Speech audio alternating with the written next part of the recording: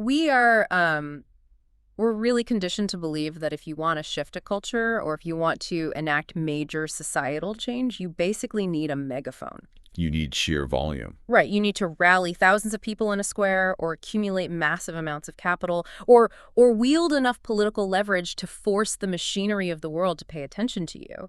Influence, at least in our modern framework, is almost exclusively measured in decibels and dollars.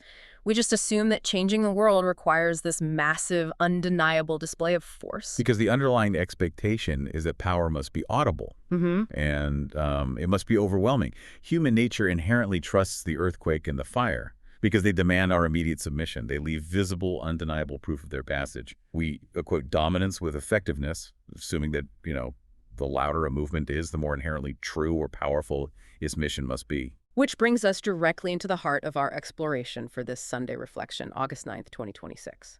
Because the mission of today's reflection is to examine a profound subversion of that exact expectation.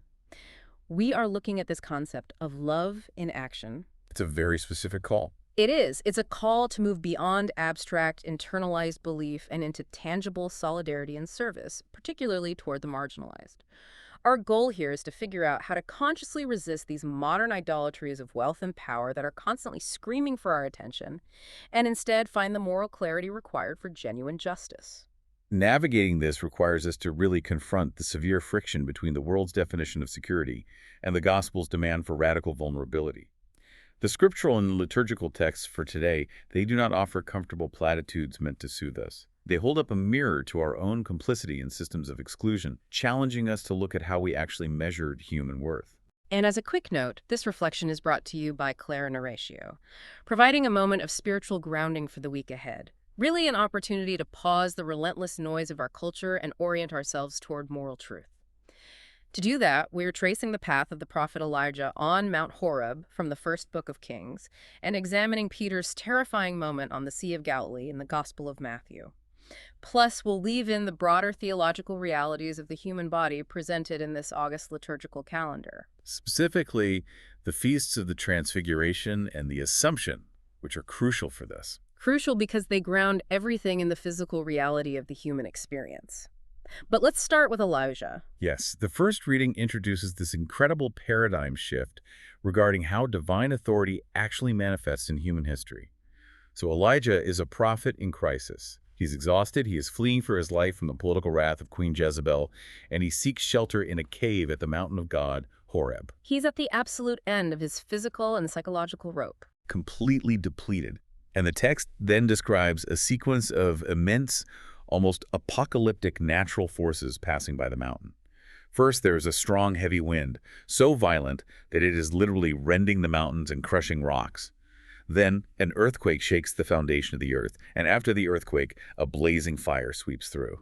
Which, in the ancient world, any person would naturally assume the creator of the universe is driving that rock-crushing wind. I mean, deities in the ancient Near East were frequently depicted as storm gods who demonstrated their sovereignty through catastrophic weather, right? The traditional display of omnipotence is violence. The scriptural text explicitly denies that expectation. It says the Lord was not in the wind, the Lord was not in the earthquake, the Lord was not in the fire.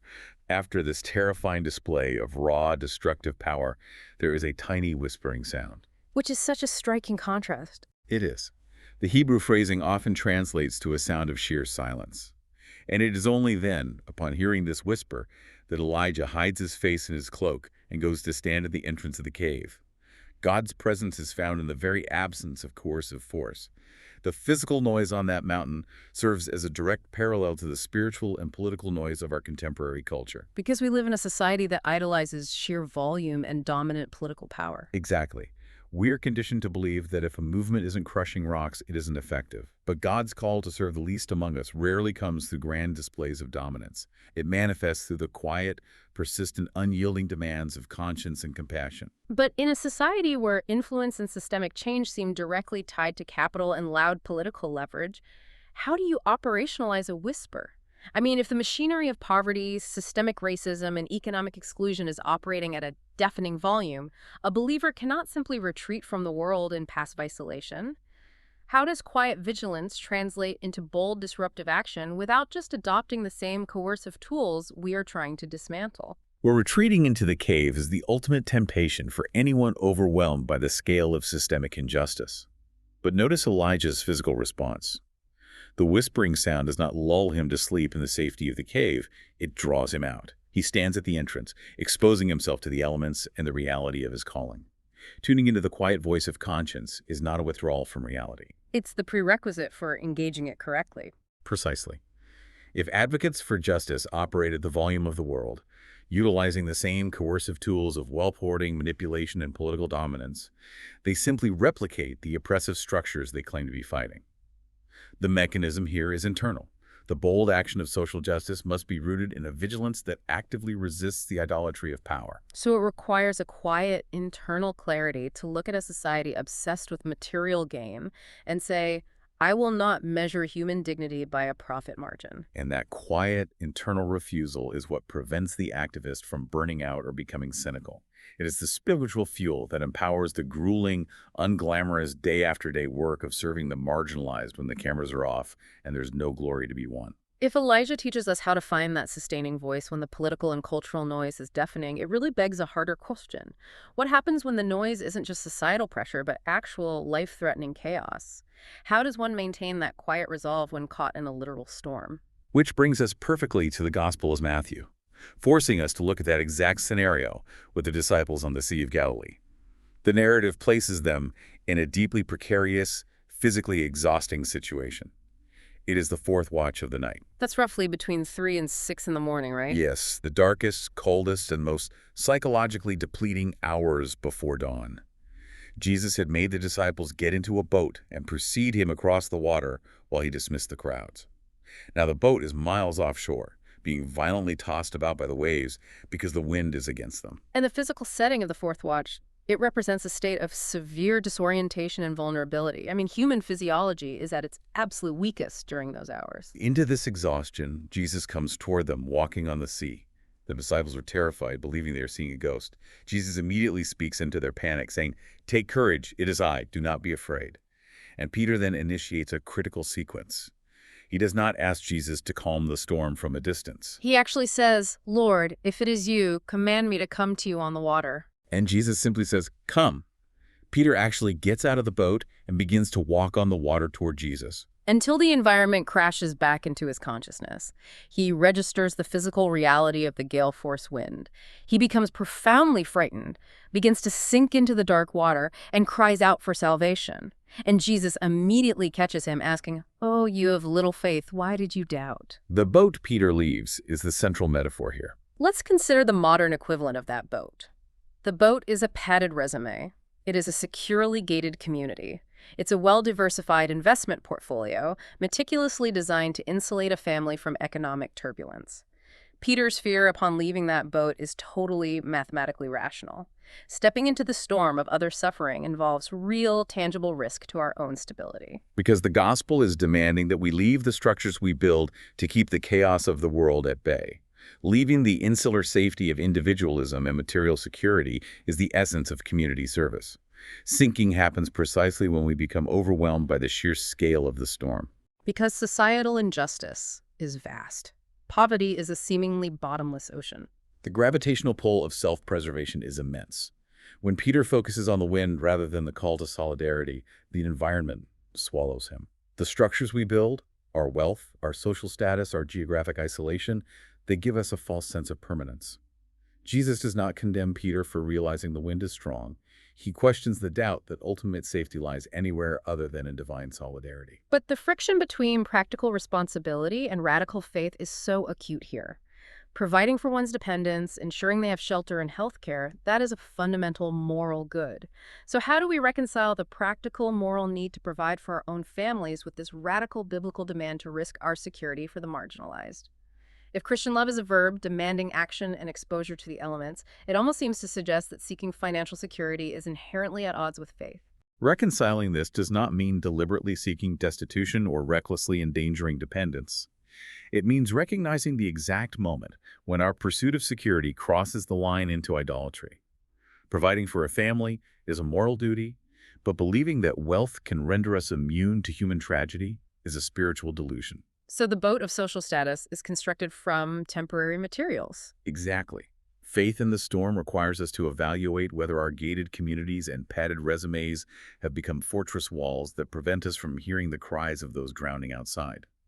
The radical demand is to leverage whatever security we possess, not to build higher walls or acquire more lifeboats for ourselves, but to extend a physical hand to those who have no boat at all. It is the conscious decision to use our privilege as a bridge rather than a barricade. And Peter sinking into the water, feeling the cold, needing a physical hand to pull his body up. That physical vulnerability links directly to the broader physical reality of faith highlighted in the Vatican's calendar for August. The gospel is not dealing with abstract spiritual concepts here. It is dealing with human bodies in distress. It absolutely is.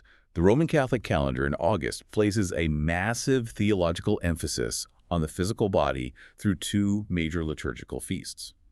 And these completely shatter the idea that faith is merely an intellectual or emotional exercise. The integration of the physical body into divine destiny is central to these observances.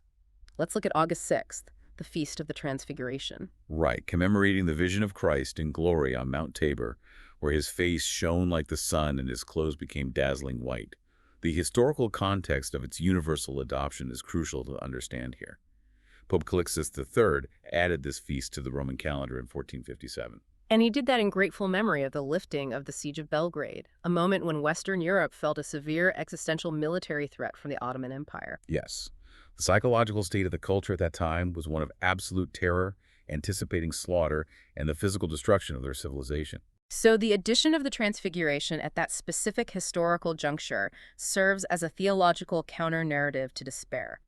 Amidst the threat of physical annihilation, the Church elevated a feast that asserts the ultimate glory and divine destiny of the physical form. It's a declaration that the human body is not merely fodder for earthly terror or warfare, but a vessel destined for divine illumination. Following that, on August 15th, we observed the solemnity of the Assumption of the Blessed Virgin Mary. This was proclaimed as a dogma by Pope Pius XII on November 1st, 1950. Again, the timing is staggering. The world had just emerged from the devastation of the Second World War.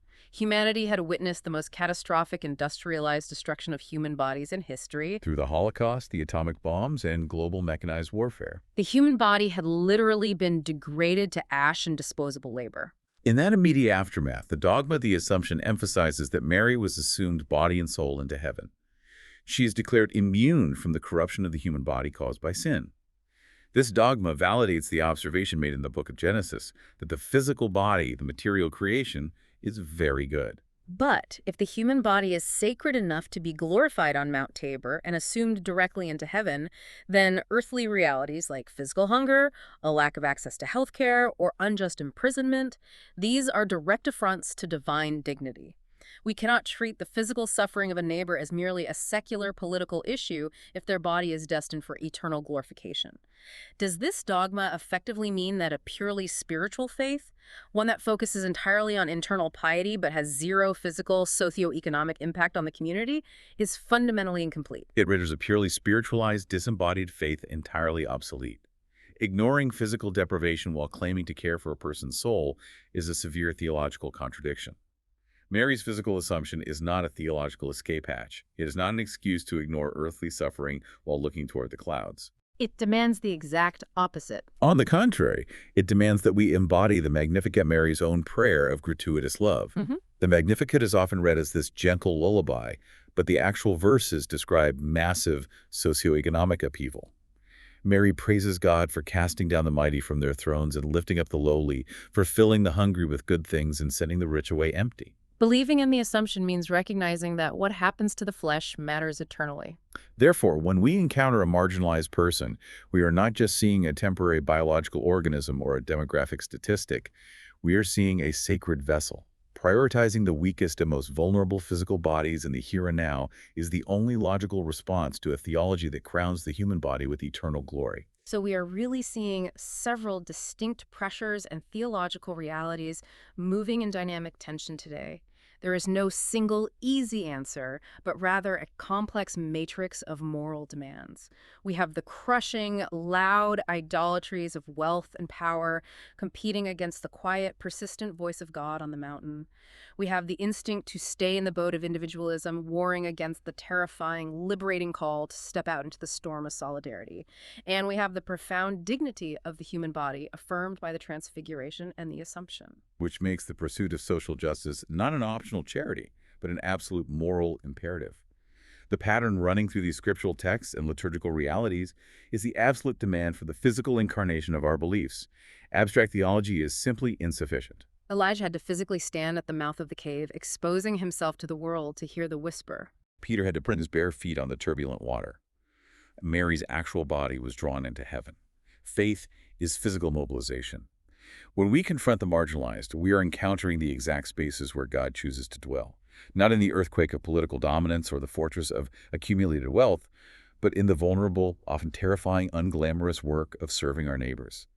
Love in action requires our hands, our resources, and our willingness to risk our own comfort. So as you go into your week, I want you to identify the specific boat of comfort, wealth, or status you are currently using to shield yourself from the needs of your community. We all have one. It is the thing that makes you feel safe, the padding you rely on while the storm rages outside for everyone else. If Christian love is truly a verb, if it is a tangible action and not just a warm feeling of internal piety, what is one concrete physical act of solidarity you can commit to this week that forces you to step out onto the water? The whisper of conscience is calling over the megaphone of our culture, asking you to leave the safety of the cave and look at the physical reality of the people around you. May you have the courage to listen, the faith to step out of the boat, and the strength to serve. Wishing you a week of profound reflection and meaningful physical action in the world.